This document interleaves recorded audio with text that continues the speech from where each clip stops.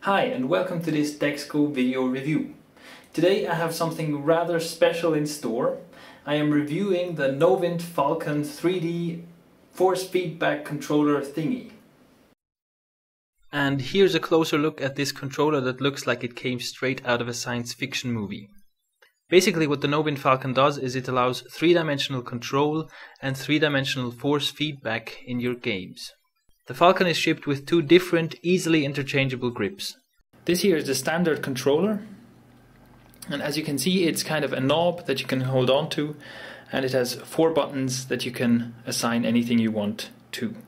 This here is the second grip, the pistol grip, and as you can see, well, as the name says, it's a pistol grip. It's ergonomically very well done, it's very comfortable to hold. You have your primary fire trigger and 3 buttons. Accessible with your thumb. Only problem is if you're left-handed, then I guess these buttons are pretty much inaccessible. But if you're right-handed, they're fairly easy to use once you get used to which one is where. Again, the buttons can be assigned to anything you like. Now before I go into any more details, let's go right ahead and look at what the Novint Falcon actually does when it's used inside a game. Okay, as you can see, I have Portal running on this small screen in the background, and I'm hoping to be able to demonstrate some of the effects and the controls of the Novint Falcon here. First of all, as I'm sure you expected, the sideways and up and down movements of the controller correspond to the view in the game, obviously. One thing that takes a bit of getting used to begin with is that the forward and backward motion on the controller doesn't do anything. In these shooter games that I've played, which is Portal and Crisis, these movements are unassigned. But yeah, once you get used to that, no problem. So you have movement basically on only one plane that moves the view of your character around. And so here's the first thing that I want to demonstrate about this controller. Basically you have an area of movement where you are only aiming. So as you can see, I can move the controller to some extent without the character turning. And the further I move out, the closer I get to the so-called turn walls. And when I hit the turn walls, these are like bouncy walls of resistance, and that's when the character starts to turn. And the more I push against these, the faster the turn is, right? And this really helps. This really helps to get a good aim, and it's very intuitive because you're pushing against these walls, and because the faster you want to turn, the greater the resistance is. It's very intuitive. You always feel exactly whether you're inside the turn walls or whether you're pushing against them. And this really helps getting a good aim, and it allows you to turn very quickly and still get a good aim afterwards. To demonstrate, right now I've set it up with extremely small turn walls, and as you can see, even a small movement of the controller will cause the character to turn.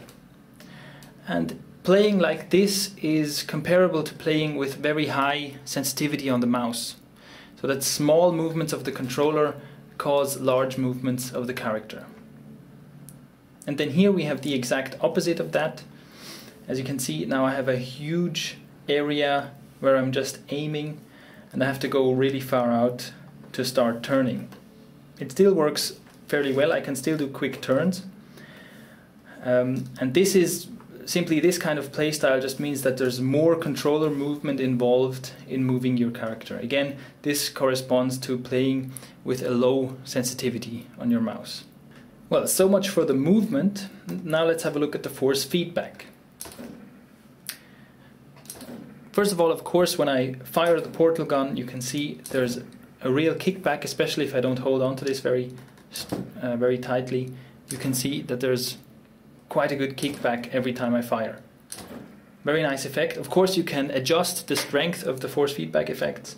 I've set them to be pretty strong right now so that hopefully in the video you can see what's going on. So those are the weapons effects.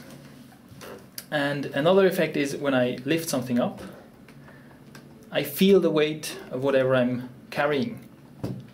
Yeah, as you can see, there's a downward force on the controller, and this is a really good effect as well. Different objects in the game have different weights, and you can feel that. Finally, there's the movement effects. Again, if I hold this lightly, you can see that every time the character moves, there's a slight tug, a slight impulse on the controller.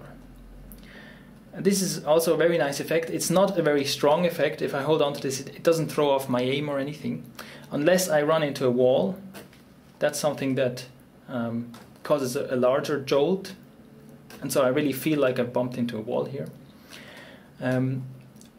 But as I said, it's a relatively soft effect. It's not something that is extremely noticeable. It's not something that throws off my aim, but it's just something that causes just a little bit more immersion while I'm playing. And finally, of course, when I jump and land, there's again the effect. There's a slight effect from jumping, and if I land on the floor from jumping from higher up, the effect is stronger. Those are your very, very basic force feedback effects, and the Falcon is capable of producing much more complex effects than that. Something I found quite remarkable about the Falcon is how quiet it is. This is what it sounds like when I turn off the sound in the game. As you can hear, some joint creaking and the sound of me pulling the trigger are the loudest noises this makes.